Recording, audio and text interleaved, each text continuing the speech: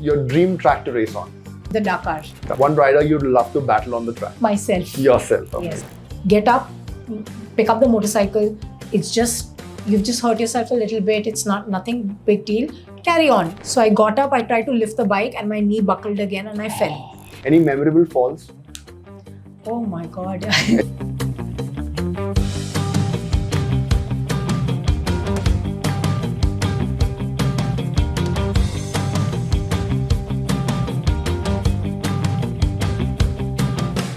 Yeah. So prior to that, it was an expensive endeavor again for me.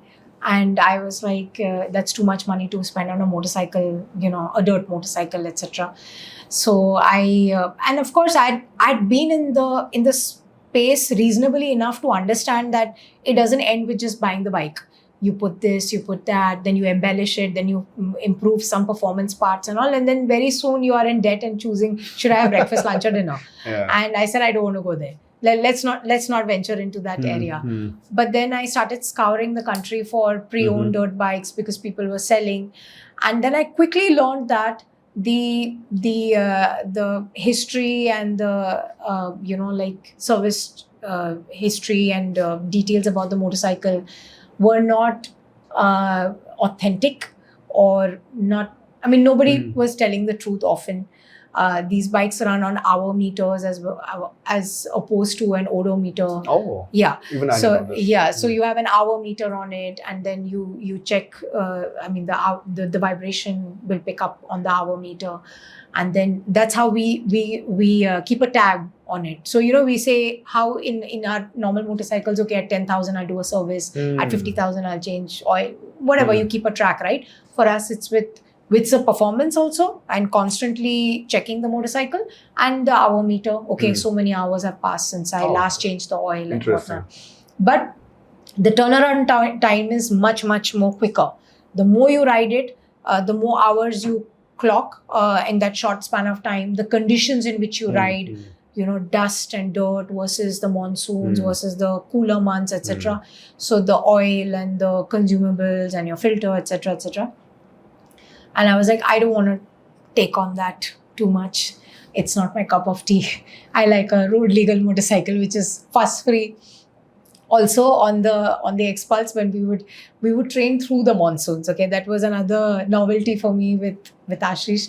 He's like, so what? The season changed, but the conditions are different now, and we have to learn how to ride through that as well. So I would literally change the lever on the X-Pulse like. I had spares lying at home, okay? I mean, the tip would nick off, the lever would break and things like that. You must be their most favorite customer. Yeah. So many spares. Lots of discounts. And, but, it's like, it's 99 rupees or something. Correct. So it's still manageable on your pocket. I learned a lesson with my first crash on the KX, which shocked me. And the lever was some 5,000 or something, and I said, oh yeah, this is where I didn't want to go. But I'll not have breakfast for the next week. Exactly. So I'll cook at home. So but actually when Ashish and Abir were at the showroom, and he was very averse to the idea of like, yeah, don't go down that road, you stick to your this thing, just do your thing. But when he went there, because they open it, those motorcycles come in a crate. So there's no like display piece or something. You purchase it and you only crack open the crate and assemble the motorcycle right then and really? there. Yeah, wow. they come so as you need direct. to know what you're doing. So there's nobody who's going to do it for you. Yeah, but I was lucky there as well. So when he was at the showroom, he said that it's actually very nice, and these units come like 3 or 4 in a year. So it's not like a high churn. Like I change my mind 2 months down, then the wait period is quite long. So they told me that there's just one other bike. Think, otherwise you'll have to wait and you'll be the only one without. So I said, darn it. And I put my booking amount, arranged it within a day or two. The piggy bank has come in really handy over the years. Yeah. It never stays full. It just disappears. So, but I didn't have a truck and all. Now again, impulse purchase, not thought about the infrastructure or anything. But here is where I have always been blessed with good people around me, people have not left me in a lurch, who have encouraged and sort of helped me with the right decisions.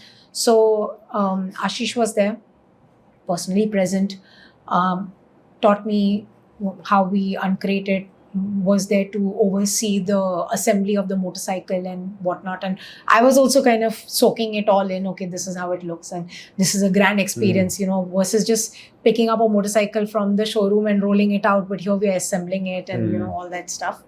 And then it was quite funny because he had come on his truck. And that moment was assembled. Okay, it's gone on his truck. He said, okay, say bye, Priyanka. And it's gone. Okay. But then the aim was, I went over to his place and he said that we're not going to just ride it. You have to check, open your manual, start reading everything. You have to retorque all the bolts, grease all the bearings and grease all the, attachment points and your axle and this and that and all. Check everything, check all the wiring, check all the nuts and, the way they have assembled. We did it quickly and we moved. But now check everything before you ride it. And then we will do the engine braking and all. And it's all part of the journey. And it was an excellent, just riding the motorcycle and being on the saddle is not it. Mm-hmm. There's a lot of off-bike things and off-bike experiences that have shaped me so far till now. And a lot more that's going to come up. So right then and there was my first lesson in that you don't take this motorcycle for granted. If you don't take it for granted, it won't take you for granted. Yeah, it's like that. I think your physical fitness, your mental fitness, everything is just going to add up to the whole equation of you being able to do what you're doing. And believe me, up until I started training also, I still occasionally do, but back then a lot of insomnia, very poor sleep hygiene as we call it, not taking it seriously, had a few health concerns because of it, working excessively and not giving rest a priority. It was like at the bottom of the list, like completely disappeared. Not giving nutrition a priority and oversimplifying things. Oh, I'll not have, just randomly saying, okay, I might not have an ice cream, so I've been good today. But no, if you want to aim for something like a cross-country rally, these oversimplified things are not going to work for you. And there are simple choices, but they become difficult because you have to make them every single day. Correct. If I have to sleep, like say 7 to 8 hours of sound sleep, that's not one night. That's consistency. Yeah. That's That means you have to have a fixed bedtime. Correct. You have to wake up at a certain time. Correct. We are working folks, so your office timings factor in. You're running a home. I have pets at home. I have family. I have travel. And in that, I'm putting in the training part, the maintenance part, and all of this. And it's a lot to pack in, but you have to find a way to schedule it. Yeah, how do you balance all of that? Because it took time. It took time. Even now, sometimes we falter, but it's not rigid. Like it's realistic. It's sustainable. Nobody is telling us like Ashish is not just running and like we don't just come to the track, ride in circles and go home. That's not it. There are days when he's just like, you didn't sleep, right? That means your propensity for injury is higher because you're not going to be focused. You're going to be tired. You're not going to have good form. And mentally, you're not there. You're just fighting sleep and exhaustion and you're just doing it for this. That's not the right way. And he will bench you if you really are going to be a risk to yourself. All right. You don't want to make such a joyful time on your motorcycle something you limp away from. And then you tend to fall also. Yeah, you will fall more. Speaking of falls and taking you back 2 steps in the conversation, I wanted to ask you this: any memorable falls? Oh my God! any major injuries? Any memorable injuries? Like, oh my God! Yes. What choices have I made in life? Yes. Those kind of injuries. But now it's frightening because it doesn't bother me so much, and that frightens me. So 2 falls, I think, stay in my mind. One was I had much earlier on, I had a fall and I hit my head and I must have panicked. So at that time, I felt claustrophobic in my helmet and all, but immediately everyone was around to take the helmet off and help me recover, which was fine. One of the things that I have really had to learn is that every time I would fall or make a mistake, I would immediately try to recover too fast. Like if you've had a bad spill, take a moment, like get yourself together, contain yourself, check your breathing, check where you're, because you're in shock. So check where you're injured, then recover your motorcycle, or if you're not able to recover your motorcycle, let others help you. And I had to be constantly told that, hang on, we're there. You don't have to do everything, and like learn to take 2 steps back, and and that was also a learning for me, that don't overdo it, because the faster you do it, the so frazzled you are, you get back on the bike, you're setting yourself up for the next injury immediately. So one was the one I hit my head, and everything was fine. Then the next day and the day after, and so 3 days in a row, I had very severe like head spinning and dizziness, and not able to get up from a sleeping position and everything. And then I went to get a CT scan and all that stuff, and I had like a paroxysmal, or like almost like a vertigo feeling, like an imbalance in your inner ear, and I had to learn how to reset that. I experience it once in a while now. It will never truly go away. Like some days I do feel it, but I've learned how to fix it. All right. Yeah, it's nothing. It's not rocket science, but you have to. Okay. Yeah, that was one. But the one that really got me was in 23. So it was just maybe 2 months of riding the KX motorcycle, getting used to it and whatnot. And we had gone to a motocross track, my first, and we were all learning to roll as opposed to jumping, because you think, wow, it looks so nice, you just open throttle and you jump. It's not that way. So we were humbled very quickly. We had all gone as a bunch to train over there and learn control and jumping and a couple of other basic skills, and it was simplified for us. And as the day progressed, and just as we were winding down, I took like this jump, and I was enjoying the berms a lot, like looks so cool, feels so cool, I was enjoying the berms quite a bit, and I took that for granted. So as I finished my jump, I was at a bit of a speed for me, and I thought that, why brake? Just skim the berm and move on. And I went on the berm and went out. Like the berm is over now. So the motorcycle I crashed, and it was like on both sides, and I had hurt myself. I knew that I've done something, like something has happened. I knew it immediately, and I could not bring my arm down. Like this arm was all the way up, and I was not able to get it down myself. So everybody came. I told Ashish, like, I trust only him to kind of assess the situation. Then he brought my arm back in, and I did not know it at the time. I learned much later that it had dislocated, and essentially his recovering it back popped it back in. Oh. So, but I'm still foolishly telling myself, it's just a muscle sprain, it's normal. But I can feel the pain pulsating through my shoulder and everything. And prior to that also, I'd injured the same shoulder, and I was told don't ride and all. But of course, smart asses that we ignore it. But I was told that, listen, go, just get it checked out. Don't take it for granted. So the next day, immediately on priority, I got my test done, MRI, etc., etc. So I had a minor fracture over here, minor, and I had basically torn the muscles from here, the shoulder, the bicep muscle, everything. I had torn it. And it felt a little unstable, and that's because I had knowledge of this thing. And I immediately scheduled surgery and everything. I got it. I took 2-3 opinions. There was no workaround. There's no rehab and all. You have to get the surgery done. We got the surgery done. The doctor told me that, what have you done?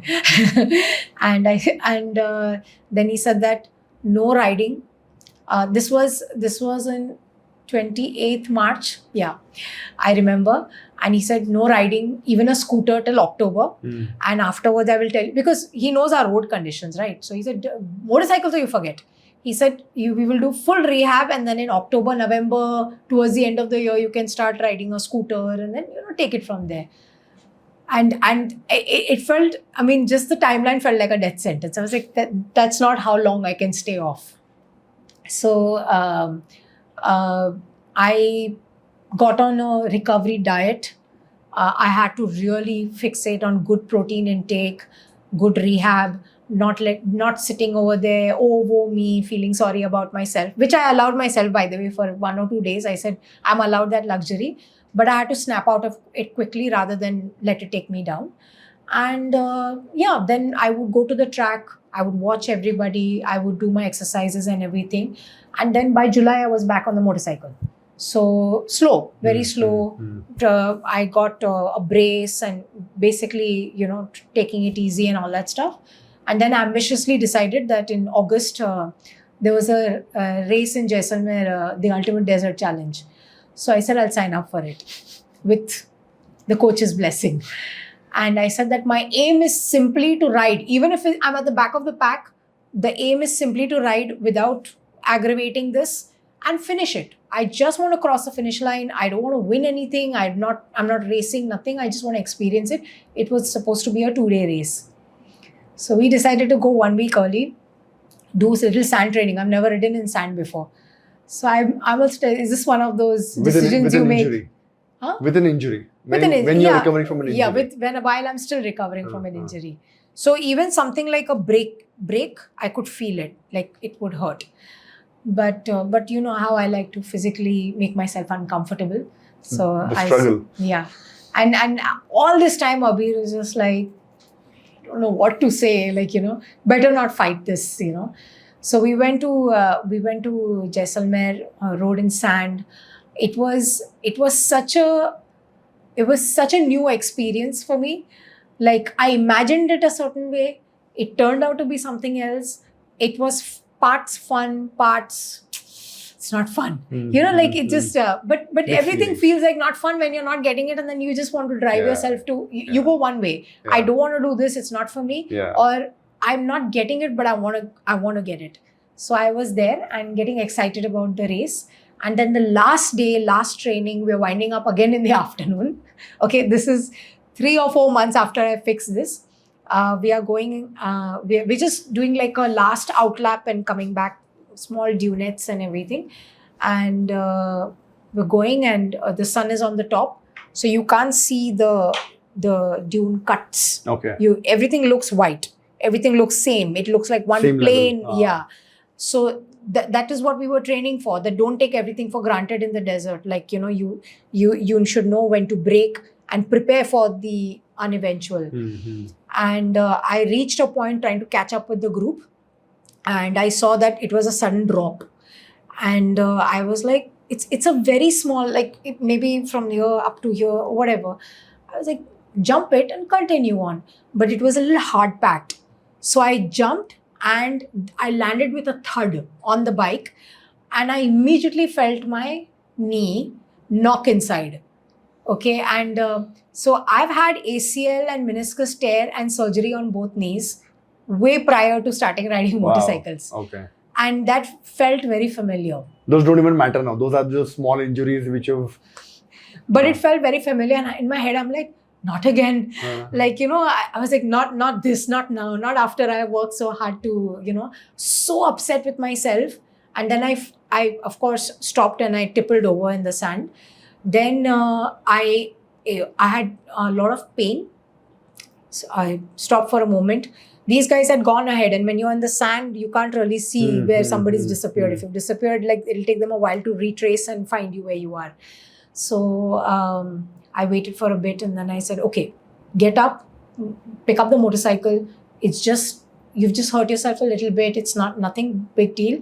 Carry on, catch up with them. You'll be able to see them. You know the track.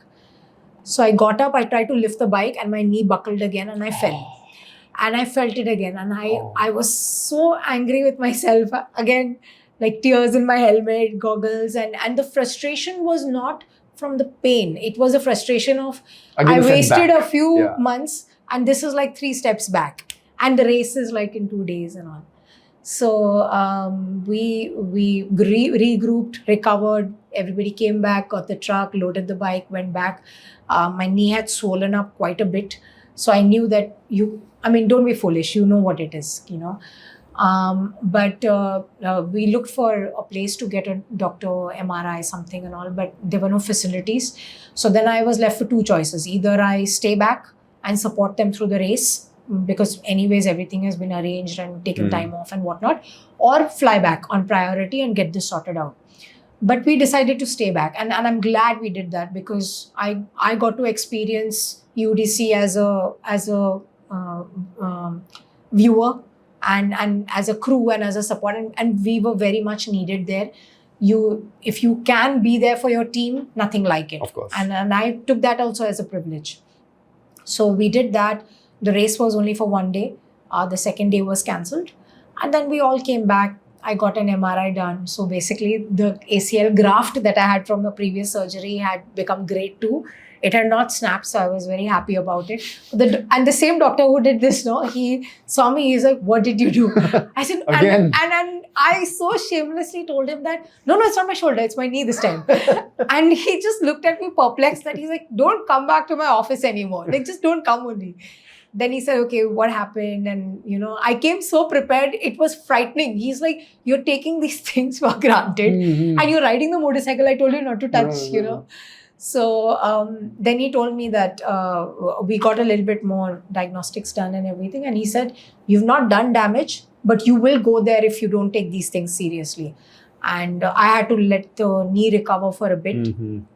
And really, I mean, these two things in quick succession really sort of humbled me, that, you know, the smallest of tipples, like I didn't have a big crash, but, you know, the smallest of things can really set you back. How important nutrition is. I mean, I was doing the bare minimum, but had I done a little bit more, had I been a little bit more skilled, a little bit more vigilant, a little bit more. Unfortunately, we think about this only as an afterthought. Yeah.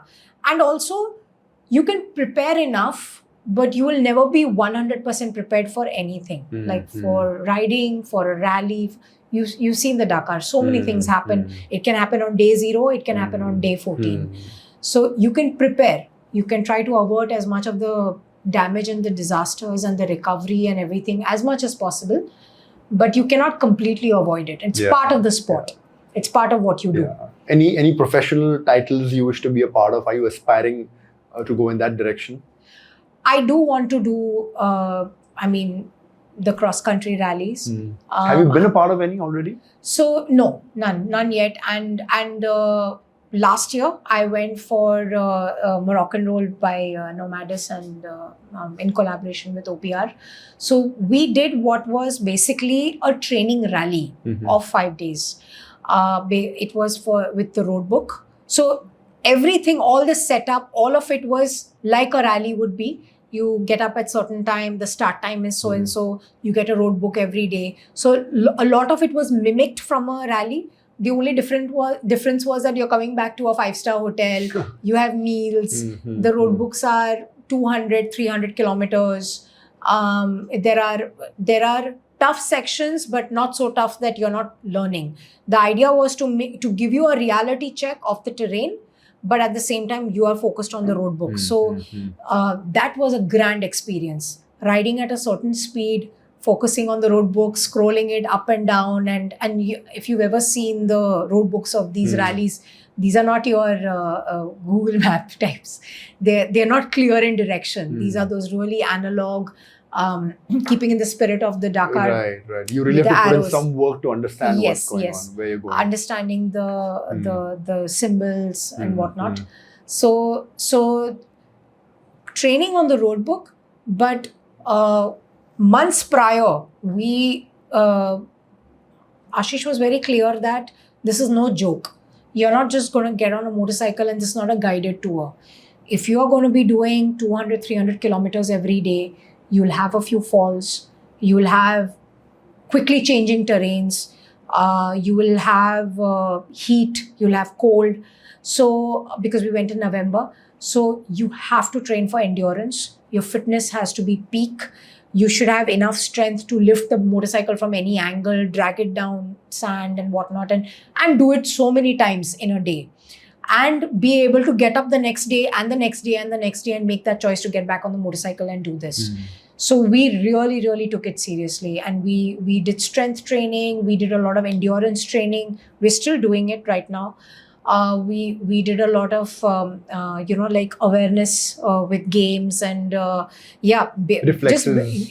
reflex, quick reflexes and whatnot. So just, they are actually, like I said, simple things but done routinely, on a schedule, every week after week.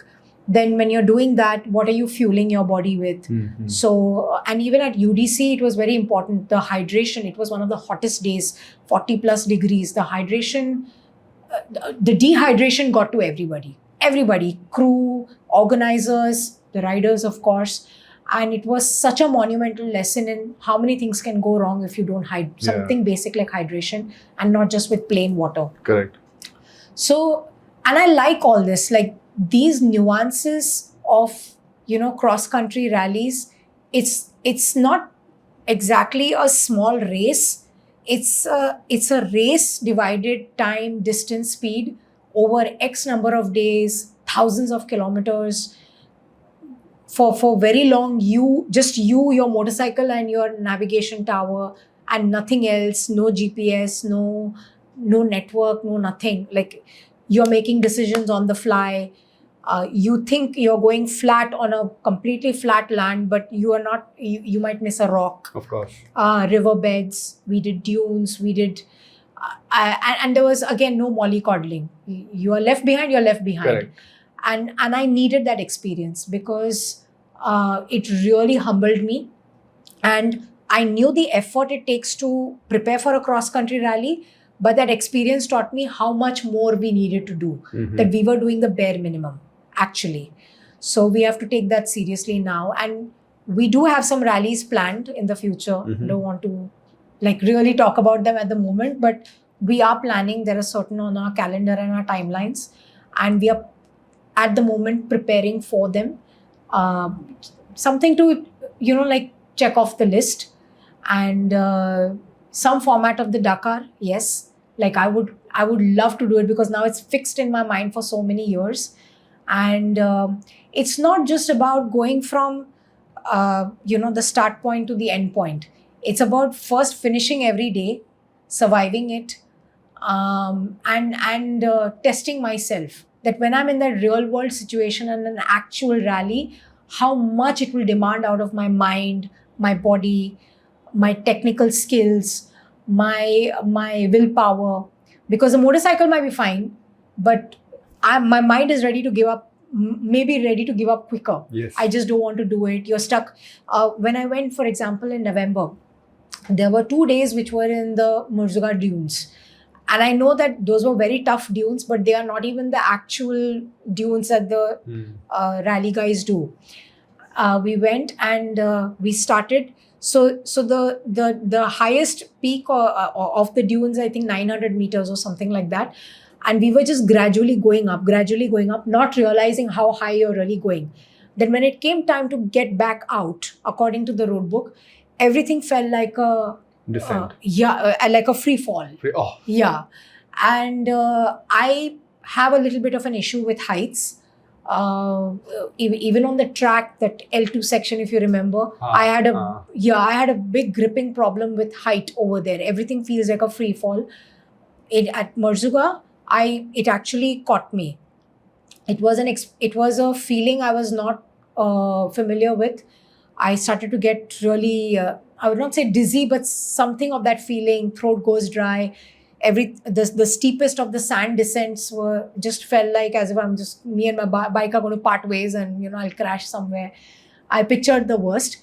I just kind of made it worse in my head than it actually was, to be honest. But it got to me. So we tried to find the chicken lines out and at least get out of there. So go take longer routes, go flowing. Those were also tough, but had I taken the steeper ones, they were shorter and faster. So I took the long route out. But just like that Tanglangla Pass and 2-3 other instances, now that is stuck in my head, that I need to get over it. I need to conquer it. Revisit it. Yes, I need to. I'll go back there. If I have to get dizzy, throw up, feel sick, whatever, get it out of my system, drink 2 gallons of water also, but I need to do that. Yeah. So So there are these things that, in our daily lives, we get up, we go to work, we do predictable things, we go to office, the same predictable route, the same food, everything. These kind of shake you. Yeah. You're not familiar. And you also learn a lot about yourself, because what will you do in that moment? So for me, like every time I hit a roadblock, I want to overcome it. I just want to get past it, because I'll have sleepless nights about it. So now you're going to need the Enduro 450. Yes, I need the Enduro 450. To go there and overcome that. Yeah, we did ride Enduro 450s over there, and it was a divine experience. And it was, you had asked me a question about the tall motorcycles. So now the taller the better. It's grand just being a short person sitting on a tall bike, and it's even that is important, because it was drilled into me that the motorcycle is not tall. You have to find a workaround, and if you are taller, like such as yourself, you can choose to put your foot down somewhere, or find a tight corner or something. I have to find more intelligent, less energy consuming ways to get around obstacles. And that also means staying on the foot peg longer rather than trying to find my feet out. Correct. Which, by the way, is something that I work on every day, because many times when we are training also, one would wonder that you're doing the same drill, like there's an 8. So, if I'm doing 8s, my 8s technique on Monday versus what I did on Friday, it could be very different. And there could be many factors that impact it. So you have to keep doing it, like Ashish says, until you don't get it wrong. Right. Yeah. So those basics never die. We don't do anything phenomenal. We just drill the basics over and over again. And then we try to translate it into, like, say, a moto or a small race or something. So as soon as the race starts, all the, everything has gone to the wind. And then he stopped us and he said that you just learned, you spent like 2 hours doing this, the corner, the body position, everything. As soon as I asked, that you cannot forget that. You have to implement that consciously, keep paying attention. And even on our track, which is a big track with different offerings, and every corner is different. When you keep doing 1 lap, 2 lap, 5 lap, 15th lap, 30th minute, 45th minute, your body starts getting exhausted, your mind is wandering, then you get suddenly alert because a technical section has come, then you become a little lax. So they are not exactly the conditions for cross country, but they are enough. There is enough over there to prepare yourself, because repetition is the key. Correct. You're repeating. Correct. It's getting boring, but that's the point, that it's boring, so you don't just take it for granted. I know this corner, I know this rock, I know this climb. It's also getting coded into your muscle memory. Exactly. Yeah. And your body language, you get a little bit more comfortable. Suddenly something that there were sections of the track, for example, which I would really struggle with. I would dislike it. I would not my friend, and not a fan of it in say the monsoons or something. And we've kind of named certain graveyard and Hell's Kitchen, etc. and all for obvious reasons. And but make it your friend. Right. Because, like, for example, when we went to Morocco, we were doing different routes every day. And one of the days there was a lot of rocks, huge rocks. And I knew that just, crawling through it is not going to help. You have to have a reasonable amount of control on the throttle. You have to be weighing either the rear or the front in certain climbs, etc., and all. And nobody's stopping for you. So everything that you learned has to start churning results in those unfamiliar situations. Very spontaneously, like you don't very know, spontaneous. no response time. Yeah, on the go. Yeah. And that was a very good learning. So that was like a rally mimicked scenario, and we did the 5 days and patted ourselves on the back and came back. But deep down, all of us realized that if we really want to do a cross-country rally, it's going to take a lot more commitment. It's going to take a lot of work. And that's where we are at the moment. Okay. So you've absolutely had me in rapt attention for all this time that you're telling your stories and all the episodes that happen with you. it is dangerous, yes, but it also sounds very, very exciting. Yes. In terms of people wanting to get into it or wanting an access to this domain, how difficult is it in our country, or for a random person without any background to just pick this up as a sport? So I would say a lot of credit to athletes like CS, Ashish, Harit. These guys have shown that it's possible. Even our female athletes who have gone and participated in the Bahas and a couple of rallies overseas, great credit goes to them, because somebody has started. Mm-hmm. Someone has kind of waved the flag and at least gone ahead and taken a step. It's not easy, but it's not impossible. So it takes a lot of time and commitment. Like I mentioned, it's woven into your schedule years in advance or months in advance. You can't just wake up, decide in 1 month I've decided to do a cross country rally. It's also investment intensive. It's very investment. You are no doubt it's an expensive sport. So again, it's a privilege.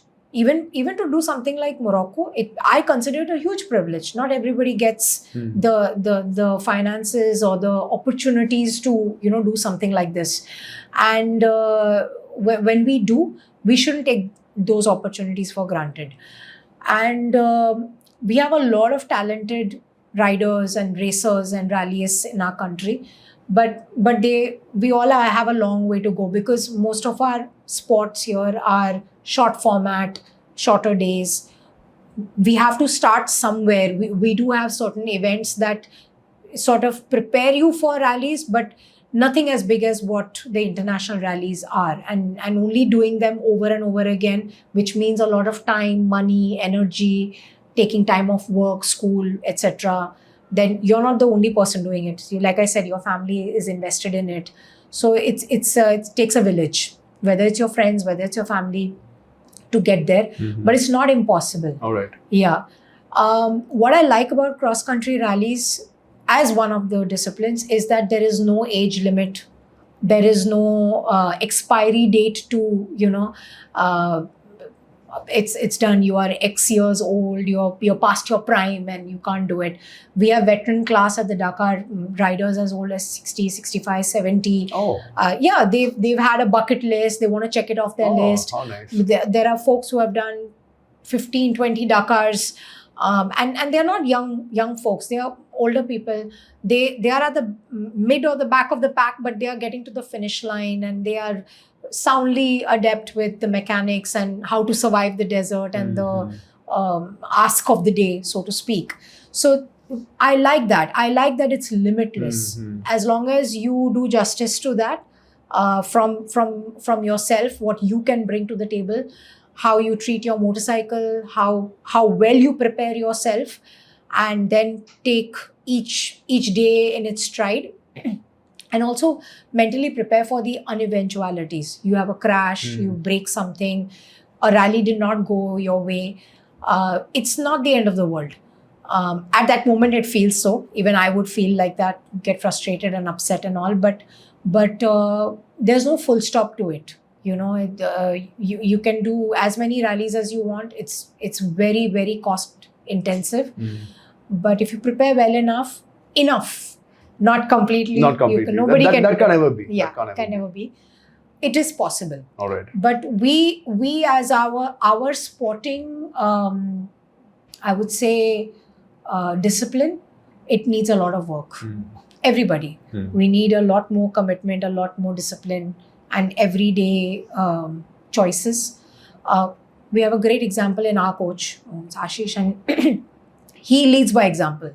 Like, we watch him and we joke about, he watches our diet charts day to day, our sleep schedule, our fitness, everything is tracked properly. There's a whole Dirt Fit program that's been modeled around it that everybody has gotten onto. I think it's very important having a mentor like that, especially if the sport is so alien, because it's not every day that people will join the sport, or it's not very common. Yeah. And the beauty of this is that many of the participants who came for Rallyscape, for example, just for the sole aim of learning how to ride an ADV motorcycle comfortably. I just bought a Desert X, I just bought a Tiger, I want to learn how to ride a motorcycle. They got hooked on, then they got on the dirt bike, and then suddenly they're like, I want to do a rally. Because it opens your possibility. It's opened your mind now that I don't want to just learn how to take my Tiger on a small off-road dirt path. Correct. I want to push a little bit more. And all that determination, the discipline, the doggedness, and the never say die attitude. Yes. All the everything that you put in that sport, I'm pretty sure also ups your life skills, because the same skills back in your real life could just make you a different person. I mean, this has even forced us to take our health and fitness seriously. Exactly. And if you look at it, you're doing it right now. Yes, the motivation is because I want to prepare for a rally, but in the end it's benefiting you for life. You are setting habits that you will hopefully continue on. And all of us are of different age and health, and men, women, physiology, mental makeup. Some of them have extensive riding history. Some of us come with very bare bones history, bad habits. So many things. We all come, but we are all towards one goal. And it's very well rounded. He has not taken one piece of cloth and tailored it. It's different for everybody, and it's sustainable. That's the most important thing. This is not a military drill. It's not a hard and fast, very rigid program. It's a very sustainable program, and that makes you also think that this is sustainable. If I can't make this work, that means I'm not committed to it.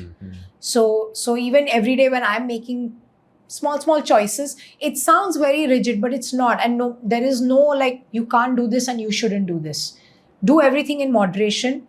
And does it benefit you? Amazing. Is it going to impact you the following day? Is it going to impact you a week from now? If you're going to be riding at 6 tomorrow morning, is it wise to stay up late? Correct. And there is nobody standing. You are your own accountable. Yeah, you have to make those choices. Yeah, it's your own accountability. You know how fresh you're going to show up on the track in the morning. Exactly. I'm feeling very groggy and slumped over and all that stuff. And then you're benched. Yeah, then you're benched. Amazing. Yeah. So I just have this couple of questions that I want to ask you. These are fun questions. So something like a rapid fire. So just one word answers without thinking much about it. Yeah. So see, whatever you want to answer. If you want to skip a few, that's completely up to you. So your dream track to race on? Dream track to race on? Well, I don't have a track per se, so I will just say the Dakar. Dakar, okay. Yeah. One rider you'd love to battle on the track? Oh, myself. Yourself, amazing. Yes. Okay. Favorite motorcycle brand? For now, I'll say KTM. Okay, wonderful.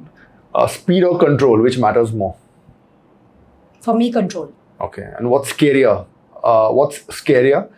High-speed corners or last lap finishing pressures? Oh, that's a very good one. Let's say high-speed corners. Okay. Your go-to pre-race meal or snack? Oh, I make a shake of like protein, creatine, couple of other things. Make a nice strong mixture. So even if I've not yet had my breakfast, that gets me going. Okay, nice. Yeah. Good choice of ingredients. Yeah. One modification every motorcycle rider should consider? One modification on the motorcycle? Or what has helped you the most? So which modification has helped you the most? That is not the bike, it's me. Oh, okay. It's never the bike's fault. Wonderful. Yeah. Favorite motorcycle movie or documentary if you have one?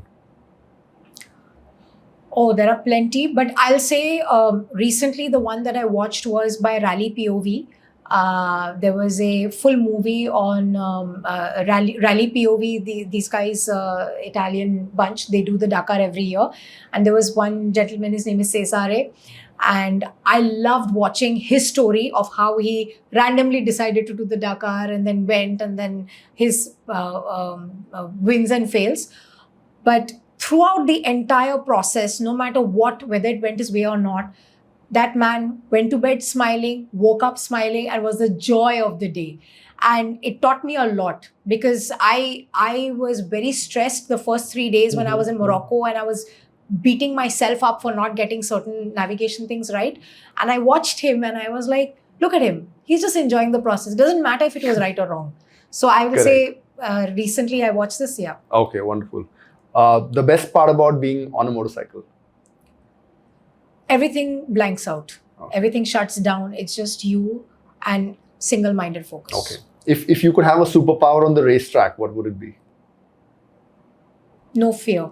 No fear. And Actually, you should have some fear. It gives you a survival instinct. survival instinct. Yeah. And what's your on-track day hype song? A song that's in your head that keeps you going. At the moment, I'll say Run Boy Run. Okay. Yeah, at the moment. All right. Awesome. Great. So that's pretty much the end, unfortunately, because this conversation was just getting better and better and better. And it'll carry on. It'll carry on Nobody and carry will go on. home. Yeah, I'm gonna have to call you again, but I think we'll Happy to close do it it. with that. Thank you so much for being here and Thanks. making this conversation so interesting. Thank you for having me. And it was actually great reliving and trying to remember a lot of things. Fantastic. This was really, really amazing. Loved every bit of it. So until next time, thanks a lot. Thank you so much.